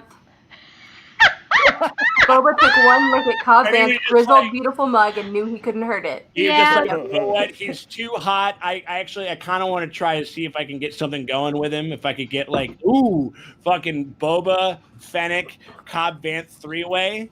Sign me up for that sex sandwich, because that sounds pretty goddamn great. You know what I mean? Like, or at least that's what, if we're going there, you know what I mean? It's like he's too fuckable to fucking kill him. I can't do it. Like, I also, we don't know when Boba got out of the Sarlacc, so he could have still been on his way back from the Sarlacc. It could have been totally. Dang. That's absolutely right. Fate saves the wretched was the line, which I actually like. He thinks of himself as, and his past life is wretched. So I thought there was. Oh, there we go. Who do we got there? Is that Gandalf? That's Gandalf. Nice. There he is. Gandalf the groin heater. We're like all the fucking. What up, young Gandalf? I love it, man. Like all the pets are coming into this one. I'm into it. I cannot wait till he gets a groom tomorrow. He stinks. Told you to protect you. Oh, yeah. Shout out to Cass who did us a solid and got us a fucking super chat earlier. But this is awesome. He sold it for spice, because he does. He takes one look at that. And he sees like the Empire like ship or whatever. It's like, this isn't a spice dream. And you're just like, wait a minute. Is this guy been just like getting ripped on Star Wars nose beers like for fucking, for like the last like 5 years or whatever? Like, what's he doing? Pure Tatooine booger sugar. Yeah. I love it. I mean, is this booger sugar cut with sand? Why do I have so much sand in my nose? Oh, they cut it with sand on that planet. And he does, and he's like, I hate sand. It's irritating. It gets into my fucking spice cocaine. It gets everywhere. He's willing to give up his armor for it. I mean, honestly, I know that's like a joke. It's kind of sad, but it could be. And then I do think that he's a little bit better of a dude. So maybe he's like, if I'm meant to get it back, I'll get it back. He's doing the 12 steps. He's trying to kind of like reform himself and make himself better and shit. So he climbed out of the Sarlacc pit, was in like a dark place, in pain, got addicted to spice, ended up hawking his gear to chase the space dragon. The crate dragon. Yeah, the crate dragon. Crate dragon. And and then like woke up, got sober. And then saw that Mando woke up, got sober, saved a lady. There you go. And then they kind of have each other. They're both kind of trying to work through their issues and reform them and stuff like that. Before we get to our predictions, let's talk about a couple of Easter eggs. We'll kind of roll through these a little quick because I know that we got to wrap up pretty soon. And we do. And we appreciate everybody who's throwing up for the super chat. We appreciate you, Chris, for coming out and stuff like that. This has been an absolute blast, my dude. But let's talk about it's like poetry. It rhymes Easter eggs that we're going to talk about for this episode. Maddie, do you have one? Do you have an Easter egg that stood out to you? I kind of blew it up earlier. The when Boba repeats Django's line, "I'm just a simple man making his way across the galaxy." No, that was Chef's Kiss. Yeah, 100%. I like my heart. Oh, right. No, it was very like kind of always servicing that connective tissue between the movies. And the story, I think, is always smart and cool. And they do it in a really classy and smart way, I think, for the most part. So, Chris, how about you, man? What was your Easter egg? Mine is going to have to be the 180 no-scope that I misread as a 360 no-scope, because it definitely was an Easter egg, and I recognized that it was something, and I was hyped about it and screamed about it, even though I was very much wrong. But that shot from Desperado, like, I don't know, man. That's cool. It's just an awesome moment, just because, like, while all the things in the Star Wars universe do permeate, like, there's still a lot outside of the Star Wars universe, and like you bring in these different people to work on the project from outside, and they want to throw their own little like nods in it, and I dig that. I dig that a ton. Also, like, just all like the Western stuff that they've been doing in general, I've been seeing as like Easter eggs. So that's all sweet. 100%. Drases, how about you over there? I'm gonna let Dustin take it. Oh man. So we got kind of called out for not knowing the name of that fucking Tusken Raider, like, IKEA lamp, and I'm like, you know what? Fuck off, guys. Like, Yappy stick. Yeah, sorry, cool. Right, but When it breaks, you can repair it with gaff tape. Yeah, great. But the one thing that's cool is that we got this scene where Luke gets like hit in the gut and then gets brained with it there. Like, Right. So that's pretty awesome. It's a nice callback, yeah. I don't care though. It looks like a fucking shower head. So fuck you guys. No, I fully support you. right, It looks like a giant cow toothbrush. It does, right. Oh my gosh. I mean, that is what they were using for the toothbrush. Yeah. You Yeah. brushed the bantha. Oh, You would it's brush the banthas with it. It looks like it's got like that little hook on it, so it's like you can kind of get for the cavities a Like little the bit. dental, too. yeah. Mhm. oh, those things must reek. Oh, Oh, my God. dear Bantha Lord. breath. Bantha breath, you know that's got to be kicked. Imagine that being the last thing you ever smell. Right. I mean, like I thought that it was. I remember it was something that it was something that I was like, I recognize that, but I couldn't call it by fucking name. I'm sorry, internet. You know what I mean? Like that was like everybody just needs to chill the fuck out with it, because it's like, even if we don't recognize like the exact name of it, I think that we all are pretty steeped and sort of know the visual language of this universe. We just are not as well read as Maddie is, who can pretty much call out just about every fucking thing Maddie. 100%. Can you imagine how hard it must be to be a Jon Favreau, as a director, and like you have to have like a team of like fact checkers, like on staff, like continuity. Like, well, in this one, Script coordinators. Yeah. It's got but so all you folks that are punking us in the chat, like maybe someday that's your future job. Go apply at Lucasfilm. Let's see. Pablo it's like Hidalgo does follow me on Twitter, so. Well, I mean, never. that was actually people in the chat have been bringing up Game of Thrones. Like that's how like David Peterson or Patterson, I think. But the language coordinator, how he ended up getting the job on Game of Thrones was that he actually, like, him and a bunch of linguists created Dothraki, and like ended up to the point where they were like so good at it that George R.R. Martin enlisted them to help create the languages and so it can happen, and also, but you got to be real good. Yeah. A friend of Con of Thrones and friend of you guys, Daphne Olive, she, as you know, runs a Black Sails podcast called Fathoms Deep, and now she's a TV writer with the creators of Black Sails. So That's amazing. Yeah. That's so sick. I mean, like, it can happen.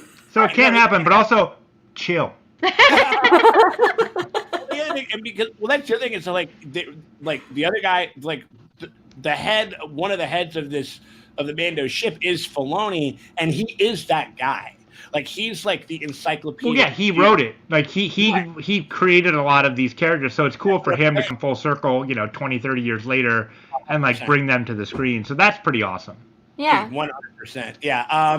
And so that brings us in. We'll just talk about, we're going to wrap this thing up real quick. We appreciate everybody who's thrown us a little bit. Hey, it ain't too late to hit us with some super chats if you want to get your theory, your comment, whatever, or just show us some love. We appreciate it all. If you want to get in with the super chats, we still got a little bit more, because we're going to be talking about Never Tell Me the Odds. Next episode predictions, what we think is going to happen this next coming episode, and maybe we can even speculate a little bit towards the end of the show. Chris, our Boba Fett of the podcast over here, of the live stream.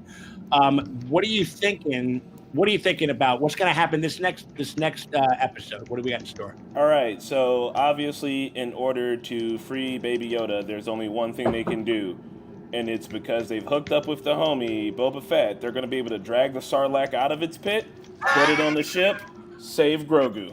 We're going to finally see a Sarlacc, no sand on it. It's going to be weird, eating the whole ship. It's the only way we're getting out of here. It's going to be kind of like that. It's going to be kind of like in The Force Awakens when they let that monster loose. Yeah. The thing, and he was kind of like just wreaking havoc, and maybe within Hey, that Sarlacc has a name, and I think we should respect it. It's Bill Burr. Release the Sarlacc, and Bill Burr's like, "What? Who, me?"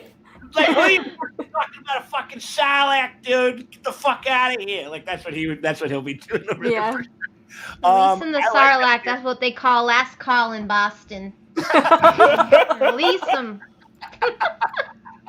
Well, cheers to that. No, I think well, yeah. They're all gonna.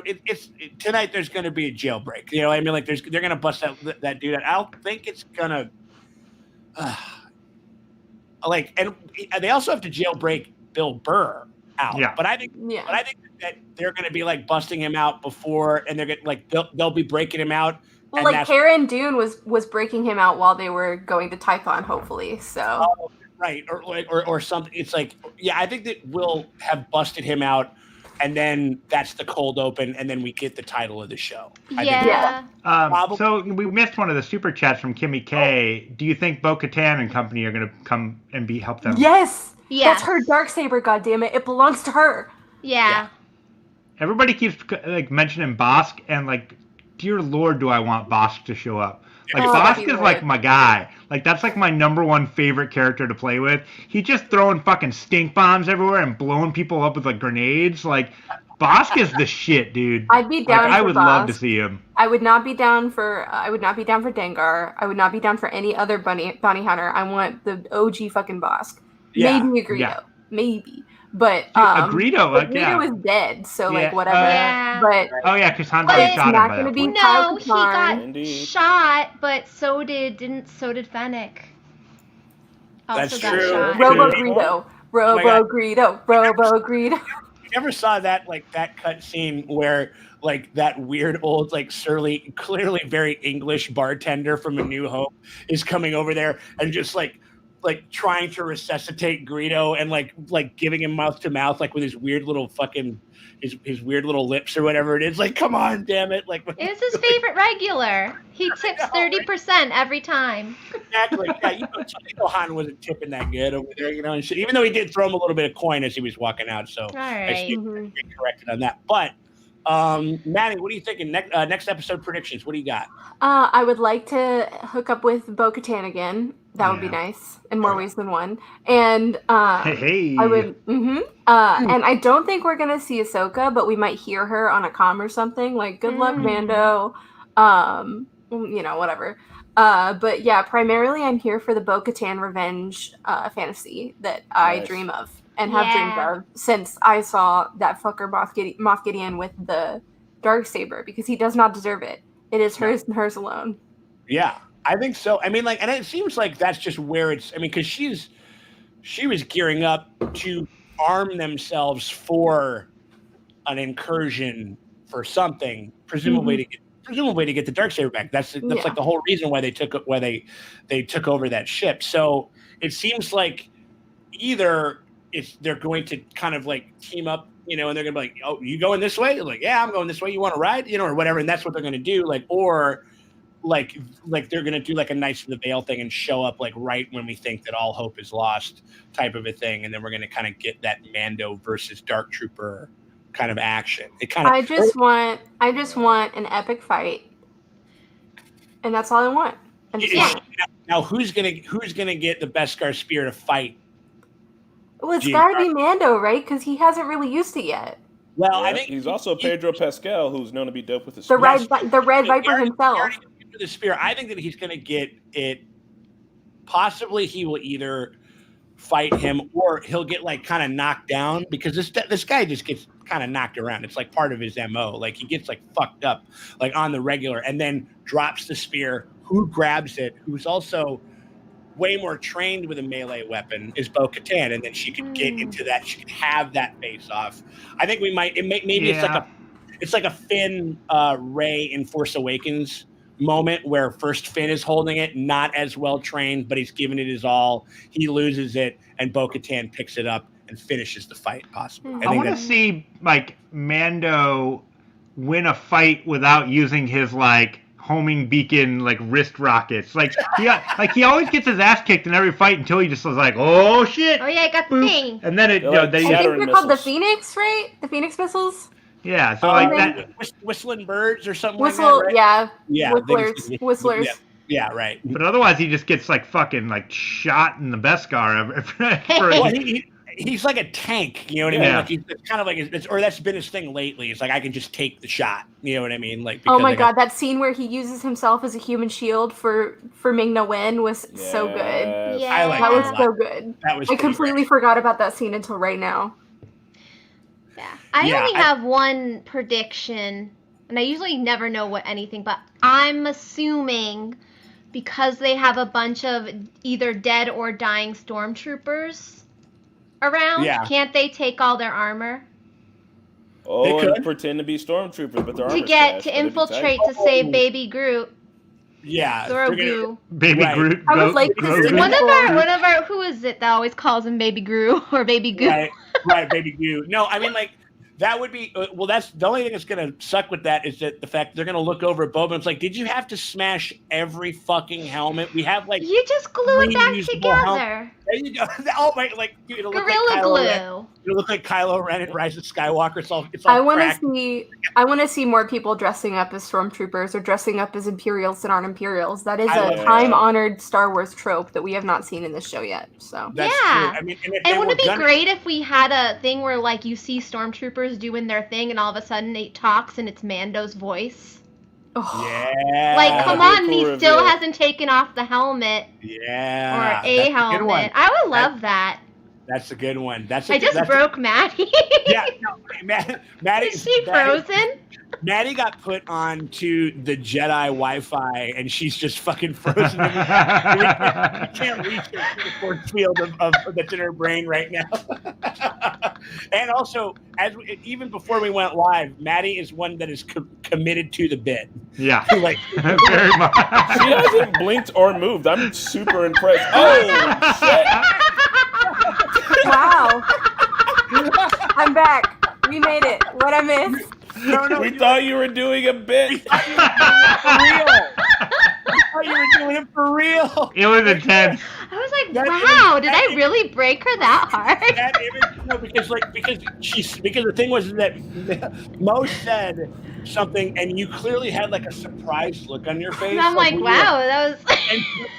But then you held it because what I thought you were doing another like waving bit. Oh like, yeah. Or whatever.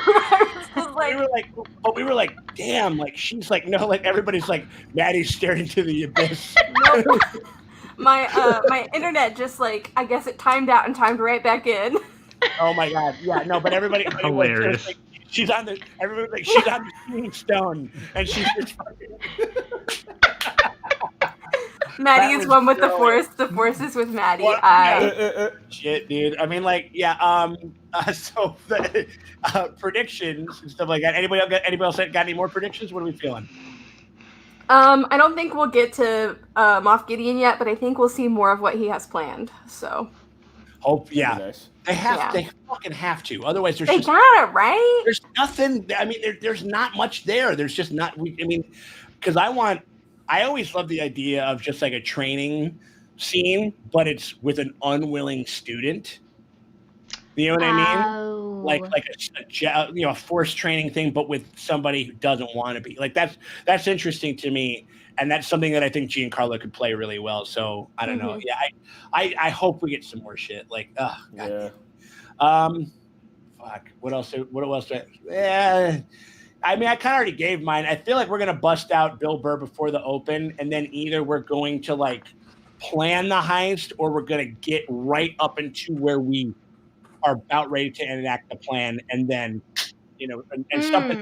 something's going to potentially happen. Something will cock up the works, or like, how you feeling over there, bud? Like with Chris holding up the. Oh, well, someone was just asking if I had a drink, and I drank all of mine, and now I'm jealous. So I keep watching Maddie drink what looks like delicious wine. It's very good. It's Encantado, Napa Valley, 2014. Oh my God, 2014. That means it's vintage. I'm into that. Yeah. We're drinking fish wine. I love this wine. Oh my god! She's like, the fish wine. I like the fish wine. Right. So, I think that kind of wraps it up for our predictions and stuff. I mean, like, unless we got everything again, we just want to say. He got something to say. What's that? Oh, wake him up! Get him in there. Oh, we got a Patrick Boyda. Oh, we do. Okay. Say it. I've never seen that before. That's awesome. It just moves around, and it moves around, and its fucking ears come up and down and shit, and like it's so cool. It's so awesome. Show us the child. Show us the child. We have And 3 then when different you- children on this call right now. And this is when he goes to sleep. I can put him to sleep. You just have to. Mine doesn't even move. I'm about to get yours. Damn. Mine plays the theme song. Oh.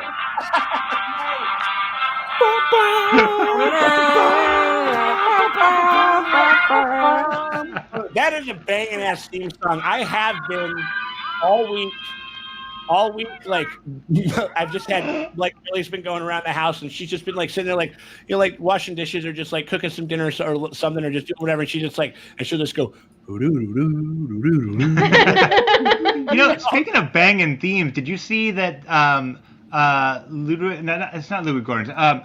The composer that did the Chernobyl is doing a live performance coming up this week. Like, no, I didn't. I mean, I don't know if I need that much beautiful sadness in my life, but that sounds real interesting. Speaking of very interesting, absolutely, man. Daughter. Yeah, right. Shout out to Patrick Boyda. Prediction: Thrawn's probably waiting for Ahsoka's show. He's the wrong villain. We got. Hold on, here we go. And we got a handcuff. Hey. Are those scrunchies? Yes. Scrunchy binders. We had to make sure. Well, I mean, because he he's not. Say hi. Hey. Hey. Hey. I took it out of my hair. Your sacrifice will go down in the Jedi archives. Absolutely. Shout out to Patrick. Thrawn's probably waiting for Ahsoka's show. He's the wrong villain for Mando. Mando's a wandering gunslinger. Thrawn's a naval tactician. I could tend to agree with that. I think that Thrawn, because like somebody was saying, apparently there is like a new Disney trade show. They want to make some noise because DC and Warner Brothers and HBO Max kind of like sucked a lot of the air out of the room with their big announcement as far as like releasing all of their 2021 titles like in theaters and on HBO Max. So Legendary's having a fit about that right now. I'm sure. I mean, it's a pretty monumental. There's a lot of ramifications that could happen with that. But I think that Disney because Disney forever is always trying to stay on top of the news site, oh, somebody else made an announcement, we gotta fucking make an announcement, or whatever. So I feel like they're gonna, after having such a pretty universally praised run this season with Mandalorian and given the excitement, they're gonna be like, okay, you want this, you get a show, and you get a show, and you get a show. That's kind of what I think is gonna happen. If they can pull it off without the oversaturation, it'll be fucking dope. Yeah, I mean, and that's can be a real fucking thing for sure. Shout out to one of our patrons and one of the best dudes ever. I love it. That's a cute photo. Love to see House Burlington and the Normies coming together. Love this episode with Dad Bob Boda kicking butt. Bob Boba. Speaking of Bod, you're looking ripped in that photo there, buddy. Yeah. Right? Oh, shit. Look at him. Oh, there he is. Guns. Dang, you got a license for those guns? You got an open carry? But I do think that insofar, or definitely Disney's no, we're gonna have thick Thor, and we're gonna have Dad Bod Boba. And we're just there's a bunch of cosplayers that are probably of about my stature and body type. Just breathe a gigantic sigh of relief. Just wait. We're just hell yeah. Are you? Is that you telling us something? I don't know. We'll see. I'm not making any promises on air yet. Okay. We'd all like to see that. I'd like to see it. I, for one, would like to see it. I would like to see the The Mando. cosplay. Show us the cosplay. I would like to see the cosplay, please. But anyway, we're wrapping up right now. Shout out to everybody who shot us a super chat. We appreciate y'all and love y'all very much. This has been one of the best numbers that we've had on Mando Mondays, and I think that is due in no small part to our buddy over there. Let's give it a shout out. Everybody give a nice digital hand clap. OnlyFans! OnlyFans. OnlyFans! I fucking love it. But thanks for the invite, man. This has been fun. No, Oh, dude, man. It's good to see you, been, buddy. Absolutely. It is just like you were saying before, like every time you kind of like make it over to Chicago, we always try to like hang for at least a little bit, and it's always a great time. Same thing with Maddie, but we really do appreciate you coming by on the stream, man. It's been an absolute blast, and let's do it again sometime about some other fucking shows. Like we'd love to have you back. Any plugs, anything that you want to give a shout out to before we let you go? Hey guys, Chris from the Normies. Go watch our skits. It's my personal job to do the skits, and I'm not trying to hype them up because I'm the guy who helps to make them. I'm the creative department. I'm the guy. Whatever. Go watch them. We did a Halloween movie. I bust my ass. I had COVID on the day I uploaded that Halloween movie, and I was editing that bitch 1 hour before it went out. So fucks with me. Halloween movie, I know it's not the time. I'm just saying, please go watch our skits. Like, we love doing reactions, obviously, and we love sharing those moments with you guys, but we also like giving you guys our weird creative stuff because our heads are full of a bunch of dumb shit, and if we don't get it out, then our therapists are going to hear about it. So absolutely, man. You got to find an outlet for it. And that is true because, I mean, like, I will say, I remember, like, as having acted, like, had the privilege of acting in a couple of those skits. Like, it is an awesome, lovely, chaotic energy that you guys bring to that stuff, and this all hands on deck kind of like making this shit happen. And it was, I don't know, it was just something that I was very happy to be a part of, and it was awesome to kind of watch the finished product. And you guys have only gotten better. You guys blew my fucking mind with that Agents of S.H.I.E.L.D. 1 take. Oh yeah, that was some ambitious shit. We were fucking up. Dude, that was so good. Like, eat your motherfucking heart out, like fucking, like PTA. Like, I mean, it was just a really fucking great little piece of filmmaking, and the skits are awesome.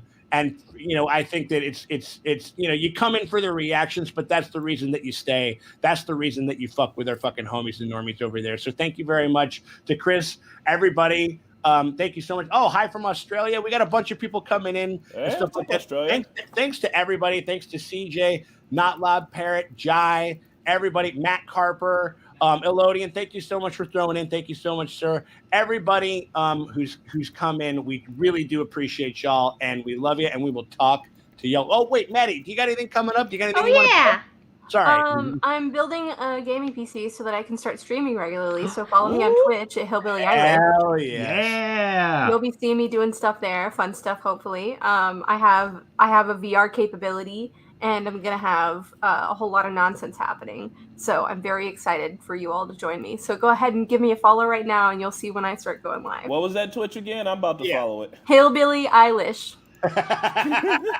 Coined by yours truly, Mr. Tank Top. I will say that's one of my finest hours and stuff like that, and I was very honored that I was like, oh my god, she actually liked it. Like, so yeah. So but anyway, we appreciate y'all. We're gonna keep on doing all of our reactions for Avatar: The Last Airbender, for The Mandalorian, for a bunch more other content. We're getting ready to gear up for some new commentary schmommentaries and some more Manly Movie Mondays we're gonna have rolling out very fucking soon.